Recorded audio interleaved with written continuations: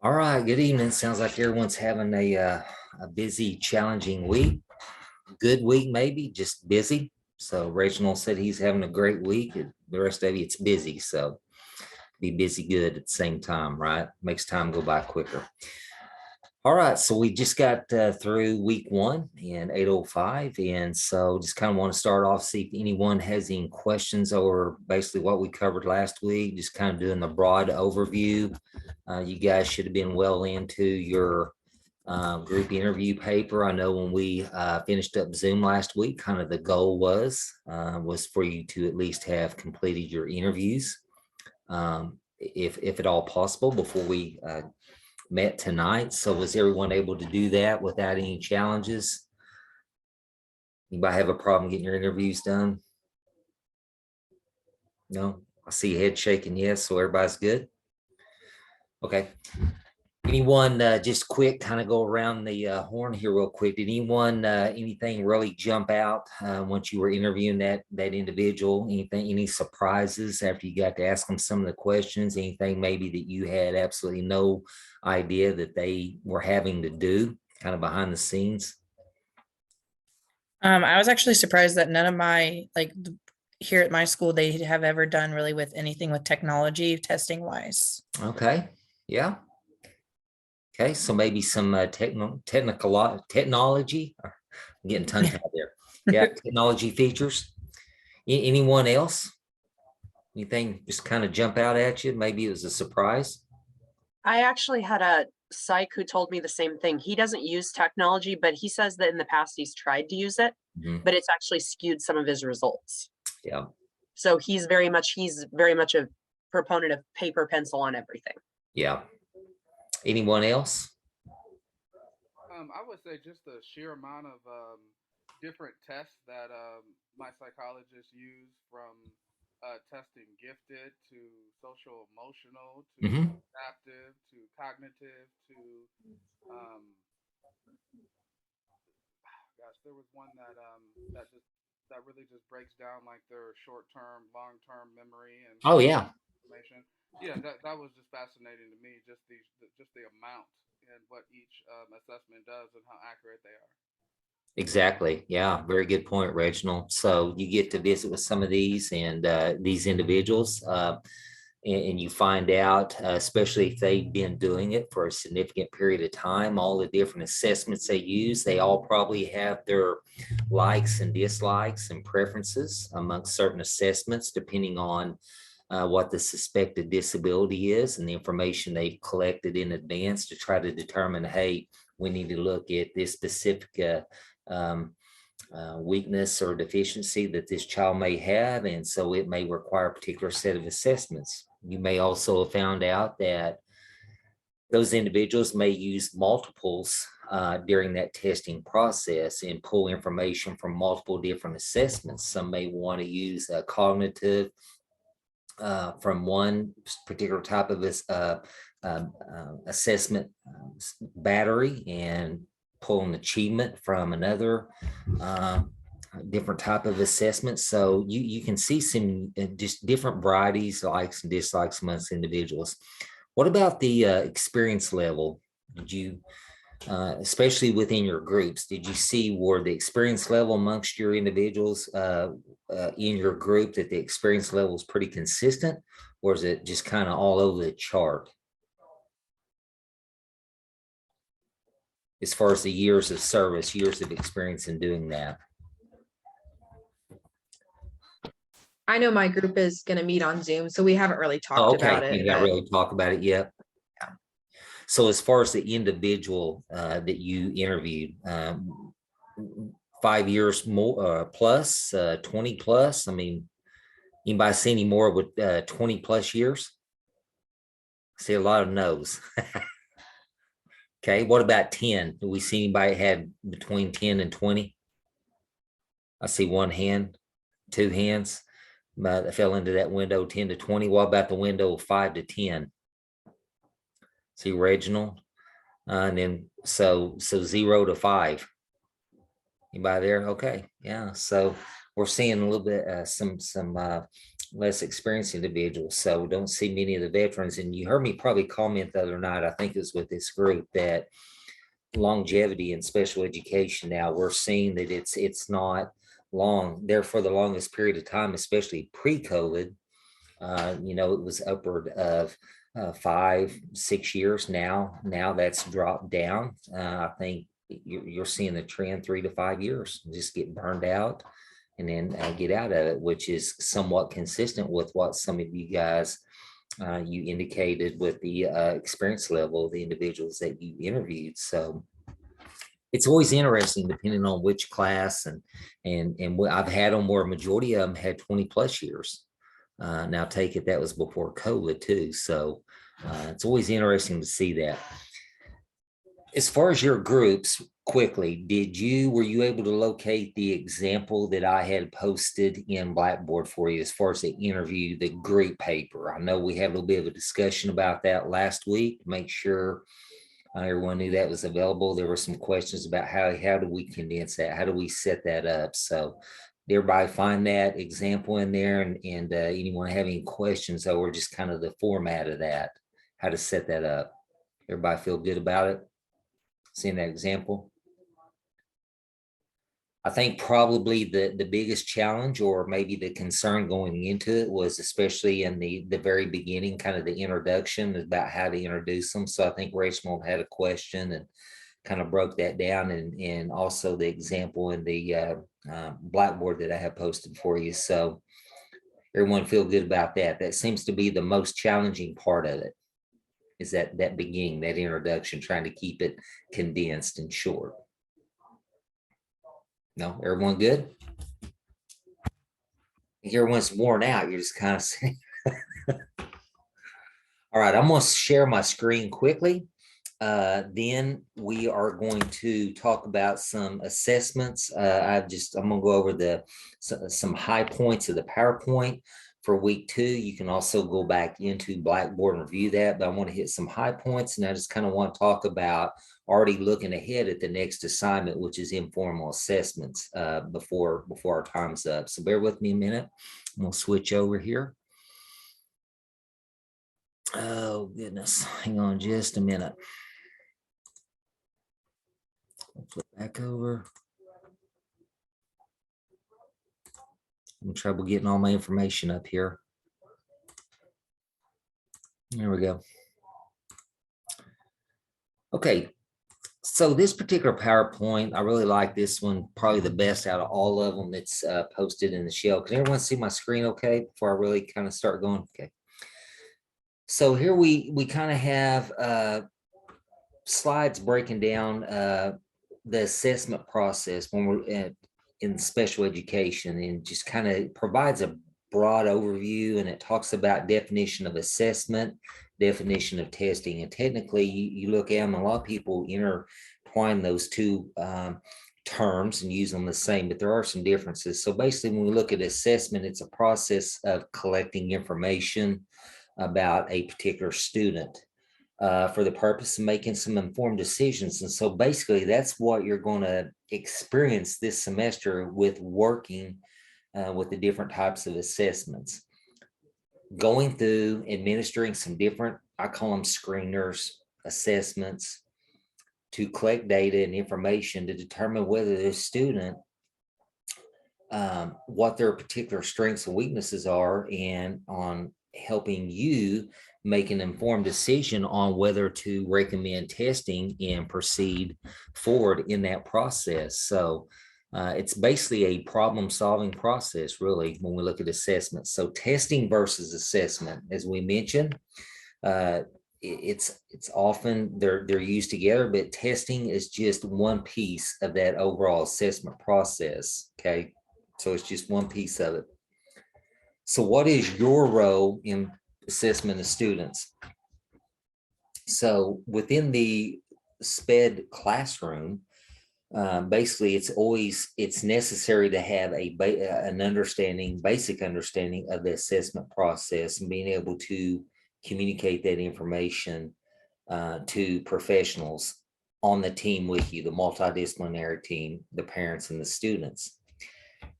That's something that we're going to work on a little bit this semester that you perhaps have not had too much experience with. And what I mean by that is within the following reports after this interview report that you submit, when we get into the individual assignments where you're administering the informal assessments, the norm to reference and the CBM, you're collecting the data and you're putting it in report form.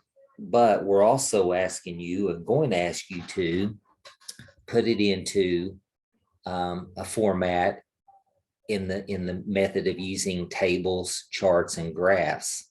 And the reason we are asking you to do that is so moving forward during the process that you may go through when you're working with your students, so it helps you better explain that information and convey that data to the parents when they can see it in the form of a graph, a chart, or a table. It's really easy for me to come in after I've assessed a student and I present the statistical information to the parent. I can sit there and just spew off numbers right and left and all kinds of statistical information to the parent, and it may go right over their head in one ear and out the other. It can be pretty overwhelming actually, because it's a lot of information. But we also present that same information to the parent and the team using charts, graphs, and tables. A lot of times when they hear it and then when they can see it, it helps them to better understand. So it's you're going to learn how to do that during these when you administer the assessments and write up the reports.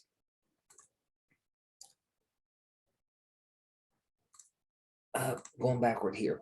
So we talk about multidisciplinary team. Those of you that are already in the special education classroom should be pretty much familiar with the term. And so basically it's the individuals that are part of the decision-making process, basically.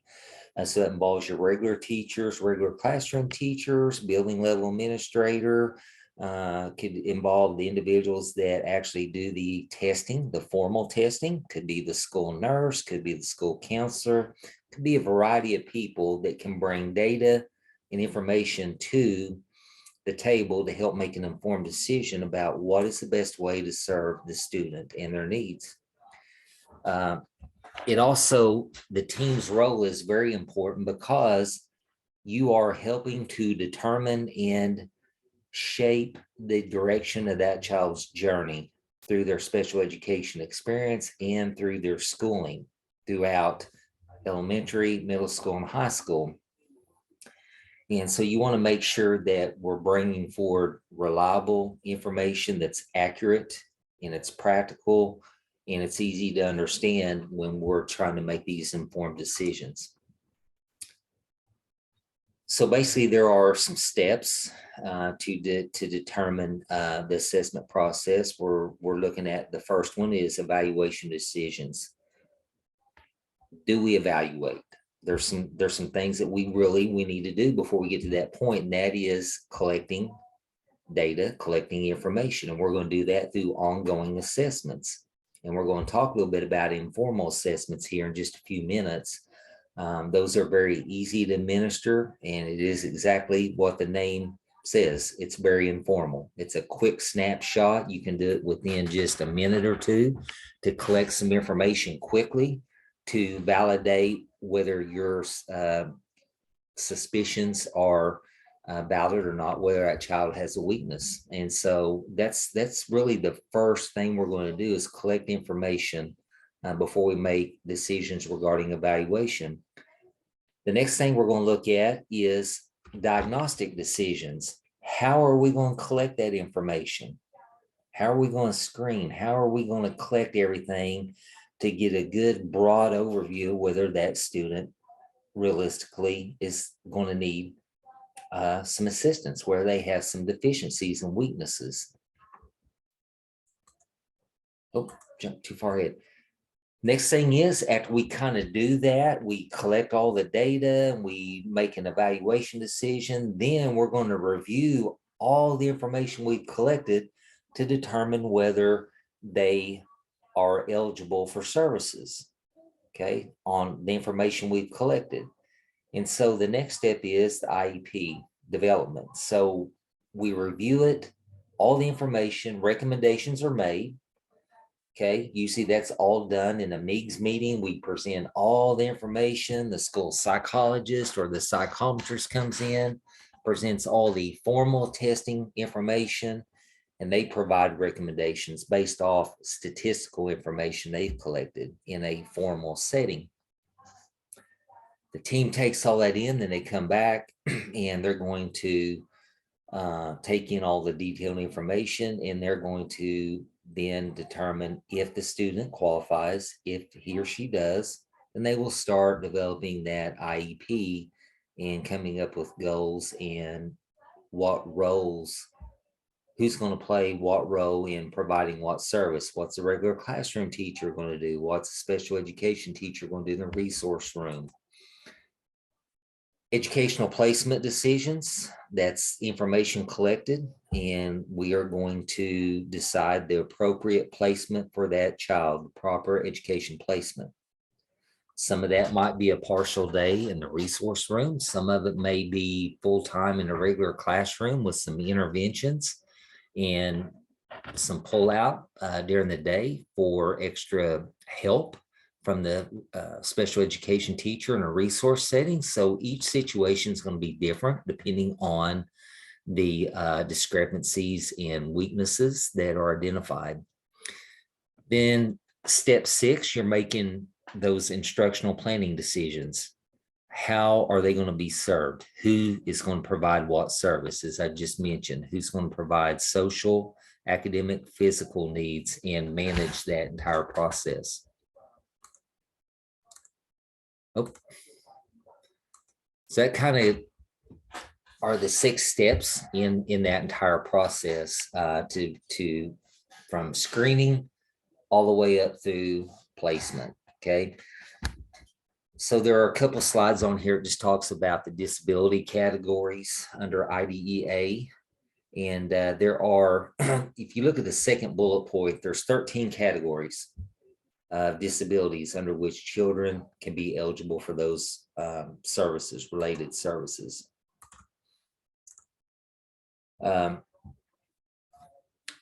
They've got to meet the eligibility requirements according to IDEA when you're looking at that. And then we're going to get into and look at those 13 categories.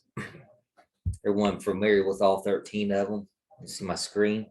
Looking at autism, deaf, blindness, developmental delay, DD, emotional disturbance, hearing impaired. You can tell that slide's older. You see that mental retardation, that term's changed. I need to go in there and change that slide. Intellectual disability is the term used now.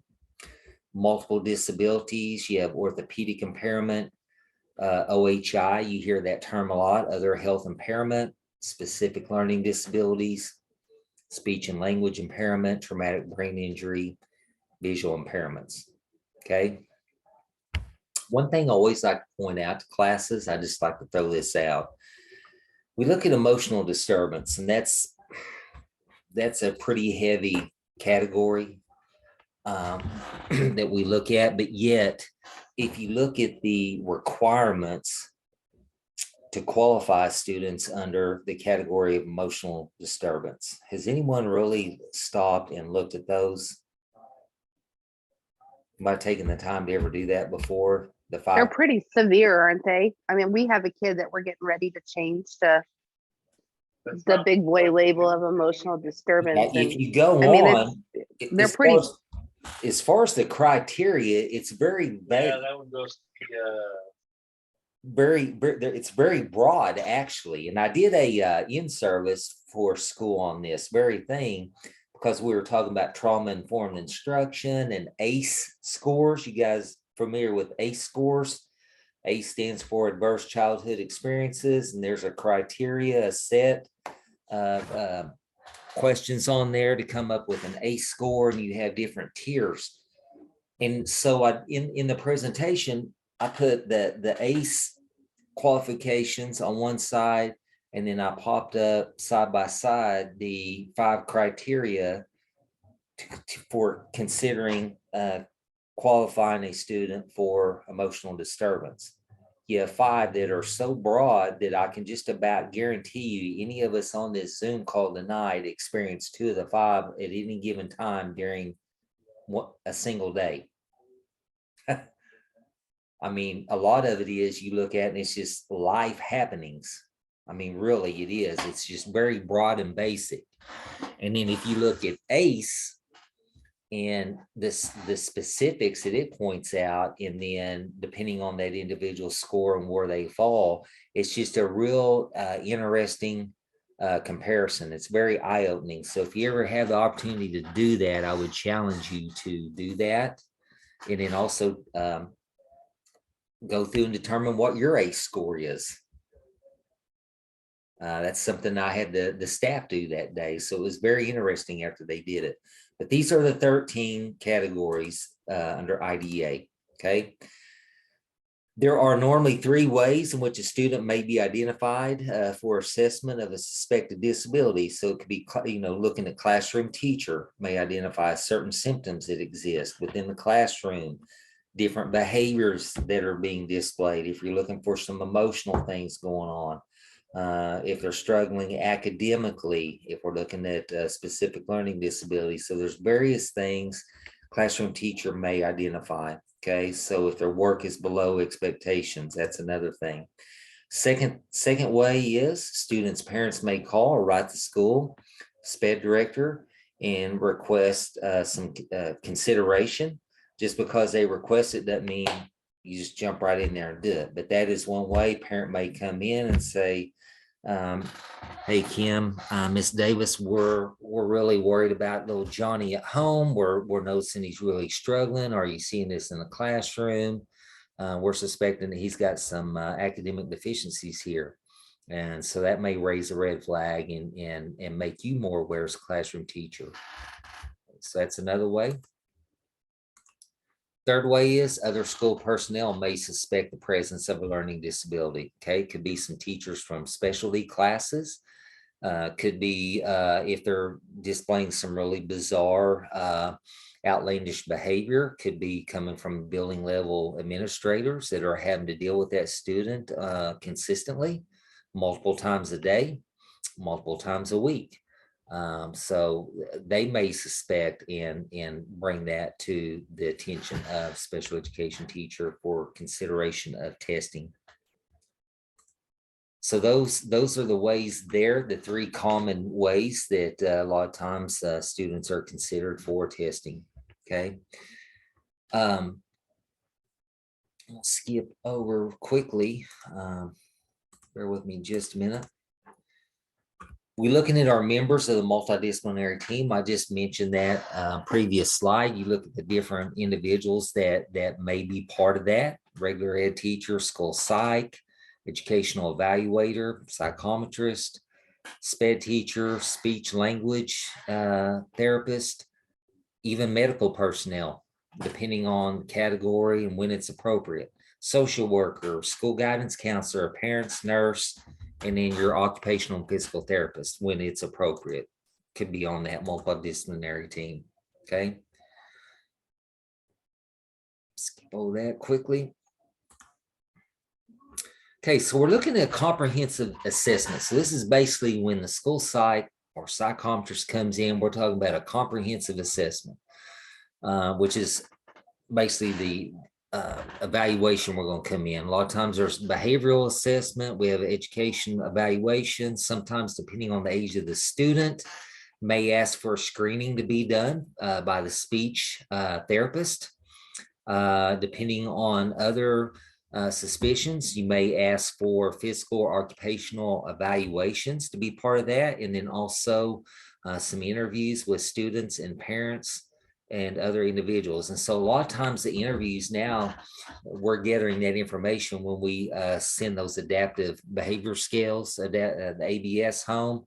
A lot of times a classroom teacher may fill that out, could be the SPED teacher. And then also we're sending one home to the for the parent to complete, and it asks a lot of basic information. Some common ones are like to use the Binlin. That's a very common, extensive behavioral scale that we gather information on to incorporate into those reports. Observations, going out and just doing some informal or formal observations in classroom settings or in transitional time periods. Okay. We're going to look for social skills or communication, motor, and academic in our observations. Okay. Advantages to that, we get to see some spontaneous behavior. Disadvantages, we have no control over the situations, and also you can get into some observer bias as well. It also talks about some common techniques. I'm going to skip ahead here a couple slides.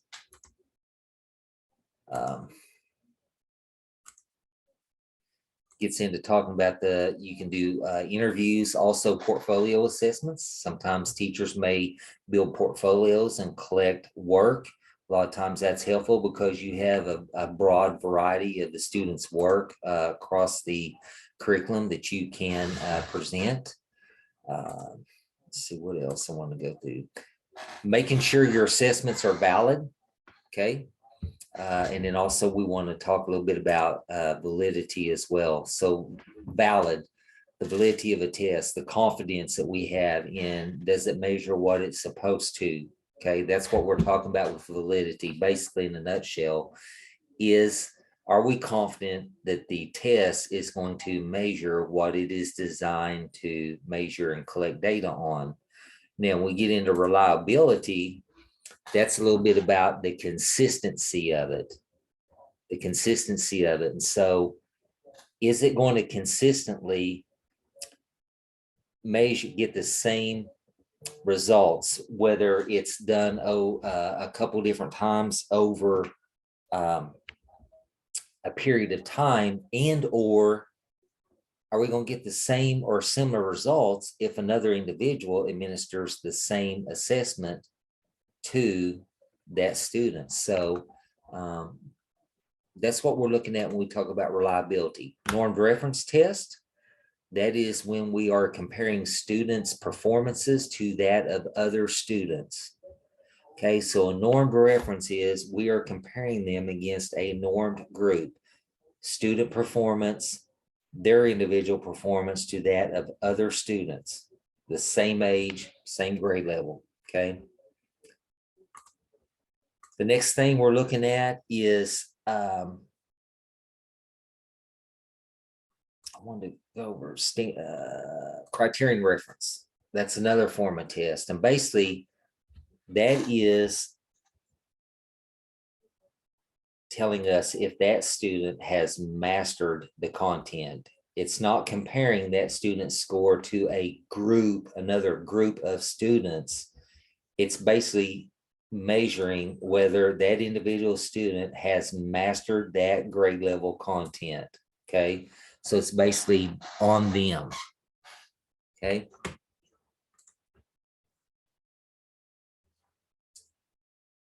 So it also will give some examples of criterion reference. A lot of times schools for their state tests, a lot of them were criterion reference for a long time. Some states do norm reference testing, other states do criterion reference testing. So it's not, again, it's not comparing to a group of students. It's basically if Joe got 85% of the problems, or he did them with 85% accuracy, that's how that individual student scored. It's not comparing him to, he did better than 85% of the students of the same age and grade level across the nation. Okay, it's strictly comparing it to them. So just kind of want to take a few minutes and quickly go over those slides. That is posted in Blackboard if you want to go back and look at some of that information. But I just kind of wanted to hit the high points quickly and go over that. The next thing I want to do is talk just a little bit about informal assessments. Okay, so looking ahead at your next assignment, I'm going to share my screen again. Bear with me. I've got my syllabus pulled up.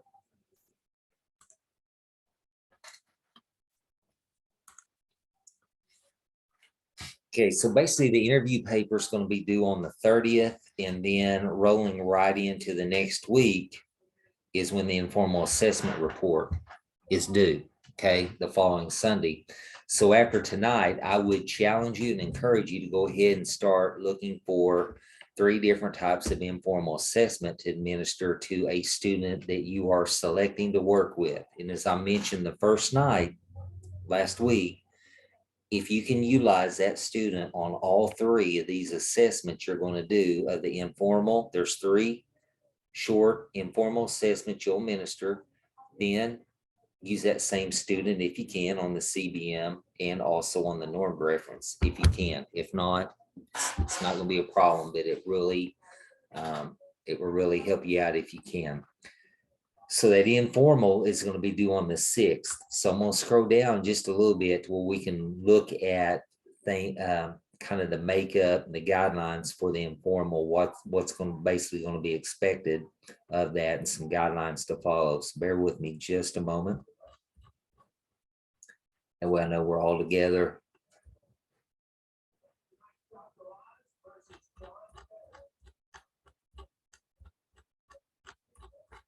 Hopefully I won't make you dizzy scrolling through these pages quickly. Huh? Okay, so looking at informal assessment in this report. So basically, as you can see, the 3 is capitalized here and it's in bold print. So basically, we're asking you to pick out 3 informal assessments to administer to your students. So the requirements are: select a student, administer the 3 informal assessments, analyze the data that you have collected, and then we're going to put that in report form. So what is an informal assessment? Really, an informal assessment, it can be an assessment that you make up. Literally, you can make it up. Okay. It is simply a method to collect information. You can do it quickly to give you kind of an overview of whether that student has comprehended some skills that you've been covering. Some common informal assessments a lot of times are we'll see teachers that do exit tickets after they've taught a lesson. And that exit ticket is a teacher may say, hey, I need you to write down 3 points that you learned or from the lesson I presented. Or if you're teaching a math lesson, put 3 quick problems up on the board that they have to work and on a scrap piece of paper and hand that to you when they're leaving. It can be just about anything, any method to collect data from a student that you can do it in 1 to 2 minutes easily. Okay. It's not anything that's formal at all. You can use this whether it's in spelling, reading, math, social, whatever subject area that you want to apply it to. It could also be in learning about if you're having a student with behavioral challenges as well, or trying to learn some social skills, depending on the age of the student that you're working with. So pick out 3 short informal assessments that you can collect information and data from that student. Okay. When we're doing the report, please make sure that you use a fictitious name for that student to protect them, to be confidential, or you can literally use initials when you're including the information. Okay, so here you can kind of see the suggested length for each section.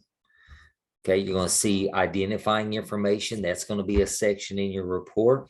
Then you're going to have background information, test results and interpretation, recommendations. But I want to scroll to this part of the syllabus that will show you the rubric, the breakdown. I kind of want to explain some of it to you quickly. Again, I mentioned identifying the information. That's the opening of your paper. Okay, the body of your report. You can see in that opening, make sure that you name each of the tests that you used, the date you administered it, brief description, purpose of it, and the reason why you selected it. Okay. Background, give a little background on the student. Use a pseudonym, which I mentioned a while ago, fake name, initials, the age, suspected, they may not be on an IEP, and that's all right. You can just put a suspected disability in the school level, what grade are they in? A little bit of background information. It gives you things to consider. Past performance, behavioral background, also information from teacher observation, pertinent family information. Are they coming from a two-parent home, a single-parent home? Are they being raised by grandparents? Are they foster students? Anything that you can provide regarding their family background. Okay. Test results. This is what I really want to point out. If you look at the overall point value of this paper, a lot of it's going to come from this section, test results and interpretation. In this section, making sure that you really break down and analyze the results that you have collected, the data. The next two items, present the data in tables, charts, and or graphs.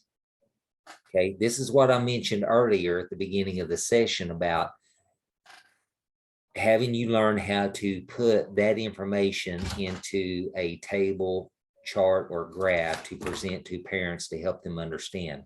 With the informal, it's going to be very basic because you're just getting a quick snapshot. You're just going to put some very basic things into a table, chart, or graph. As we go on through the next few weeks and do other reports, those items will be more detailed. Okay. So just putting it into a table form, chart, or graph. Then making sure that you highlight strengths that you identified and weaknesses. And that's just basically from the information you collected. Okay, identify some student strengths and weaknesses. Next thing you'll do, which is the last section, is a recommendation and conclusion. Just highlight some of the instructional planning that you would incorporate based on the results you got. What would you do different moving forward based on information you collected from the informal assessment to check a reading skill, a math skill, whatever it may be? Okay. And then also what Dr. you, Posey, yeah. I have a quick question regarding that. Okay. My particular student that I've selected actually has difficulties in both reading and math. Do they all have to be in one area? Nope, they do not. I could do like a reading, a math, and a writing if I wanted to. That's Is he exactly right. across the board low? Yep, you sure can. Okay. Definitely. Yep. That's exactly right. They don't all have to be in the same content area. They can be one each from reading, math, and writing. It's totally up to you. You can do all three in reading. You can do all three in math. You can do one each. Can we do one in social emotional? You sure can. You can do one I Okay. mentioned a while ago about it, depending on the age of the student. If you're trying to teach them basic procedures in the classroom, if you're trying to modify behaviors and complete a task, you can do some informal test assessment like that. So my other question was on the parent consent, Yep. you listed off that we're going to be testing these students. On those lines, did you want us to put like informal assessment, and then like norm referenced and all the That's right. different assessments we're going to be doing? Yep. And if you're Okay. doing it with the same student, I would list all of those and then just have that parent sign it. Now, if you're going to use different students, you'll want to make sure that you do a separate form for that student. Okay. No, Okay. I'm going to use the same student. I just wanted Yeah. to make sure he's been worried. Yeah, no, that's it. Exactly.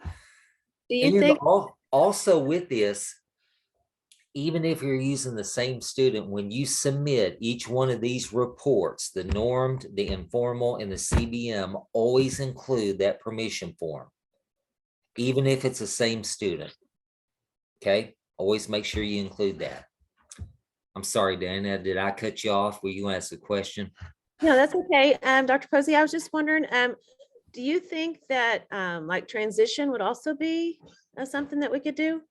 Transitioning from one like class to the next, or from, Like doing like transition assessment, oh yeah, students that are old enough to like job wise careers, thinking about those kinds of things. exactly. Yeah, you sure can. Okay. Basically for the informal, this is a way for you to quickly collect information to see if they are grasping concepts that you are covering. If you're doing some career clusters, Diana, with your students, as you mentioned, you can go back through and develop a little informal assessment to see if they truly understand the concepts that you presented or that you guys have been working on. So, Dr. Posey, I'm just having a little hard time. Just preschool's a little weird. So, would I be able to do like we read a story? Hey, can you tell me 3 things you remember? Would that be okay? Yeah, that's Okay. a basic informal Okay. comprehension. Okay, perfect. Yeah, Yeah, preschool's kind of funny, so I just yeah, wasn't and, sure. and literally, and you can write it. We know they can't write effectively and spell, but they can verbally do it. You can write it down, but it asks you to include or in this assessment report copies of your informal assessment. So literally, you can go in there and on a Word document, you could type up your questions, and then you can indicate you dictated their answers, and then did they get 2 out of 3 correct, or did they get 3 out of 4 correct, or 2 out of 4? And then you would chart that and graph it too. Yeah, I was a little curious about that. I was like, I don't know how I'm gonna do And, that. and for the younger ones, it may be some oral informal Okay. assessment. Okay. And then I you may used do to one test- for preschool on identifying shapes, identifying colors. I mean, those quick snapshot view. Yeah, when I used to do tests for Montessori for preschool, if you give them a lesson like on their shapes or colors or numbers, like if for preschool, you might only want to stay 1 through 5, Mhm. but like give them a lesson and then see how many they can identify Yeah, after. Okay, thank you. exactly. So an informal for pre-K compared to an informal for high school, the complexity is going to be completely different. I mean, you may have to do oral informal down here for pre-K. Up here, you can literally do an exit ticket with short answer if you wanted to. So it's really so broad and wide open on informal. Now, when we move to norm reference, it narrows down and gets a lot more specific. And when we go to CBM, it's a little broad, not as broad as informal, but see what I'm saying? So we have some differences there on our guidelines, okay? Now, I don't think, I will go back and look, I'm going off the top of my head here, but I don't think I have an example of this for you to look at. Again, the informal, CBM, and norm reference, all the format for those 3 are going to be the same. So when we get done here this evening, I'll check and see if I need to go back and post an example for you, similar to the interview paper I did to help guide you. And it will show you the basic charts, tables, or graphs that was put in there. And they put that right in the body of their paper. Okay. So I'll make sure I get one posted for you as an example to help you out. So if you look, this first one, it's worth 125 points. I'm going to go back up here and reference this one section again, just so you understand. This is really where the bulk of it comes from, is the test interpretation and results. If you look, 55 points out of the 125 comes from that one section of the paper. Okay. And I will point that out to you each week. I'll show you on the rest of the reports. Most of the points within each of those assessment reports comes off of that section. Okay, that's where it's weighted the heaviest. And it goes back to, can you put that information into a visual representation in the report, table, chart, or graph? Okay. Dr. Posey, Yes. there is an example in the 805 resources. Okay. Under sample reports. Thank you for looking ahead at that. I could not remember if I had one already in there or not. So thank you. You're welcome. You're welcome. So there is one. If you go to the 805 resources tab and then go over there, you'll see the example in there.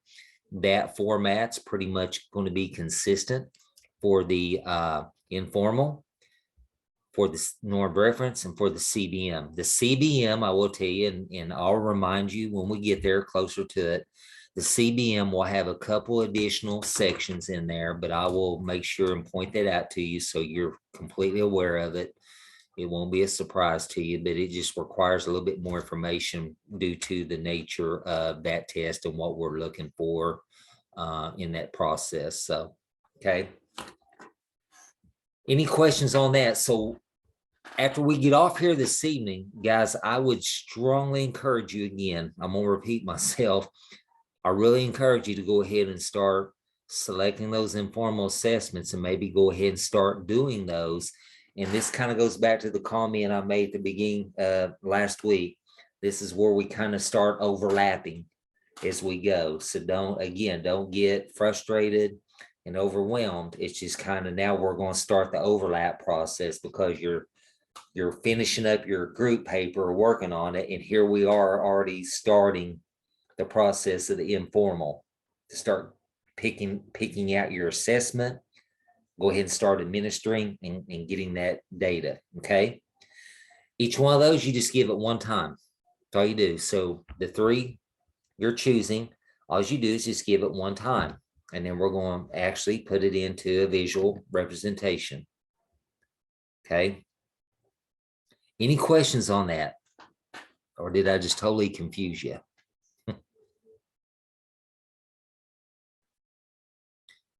This is, again, really broad, informal, just about anything will go as long as you are able to collect the information that you're seeking.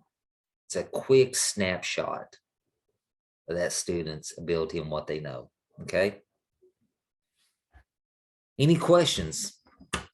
Almost to the end of our time, so I just want to make sure and go over that and see if anyone had questions or needed clarification. Everyone feel good about that? I'm gonna stop my screen. Everyone's just tired and ready to get off here. I have a question about something coming up later, but I can wait Okay. a minute. Okay, all right. Um, Okay, Brenda, you can stay on here and if you want to ask that question, and I'll go ahead and if no one else has a question, I'll go ahead, and that's pretty much all I wanted to cover this evening. Again, start looking at your informal, but also make sure you connect with your group partners. So now that you all done your interviews, so you can start condensing your data and get that group paper ready to submit. Remember, you only one member in that group has to submit that paper, and after you signed up, it will link all the group members to that submission. Okay, so only one has to submit. Okay, just a reminder on that.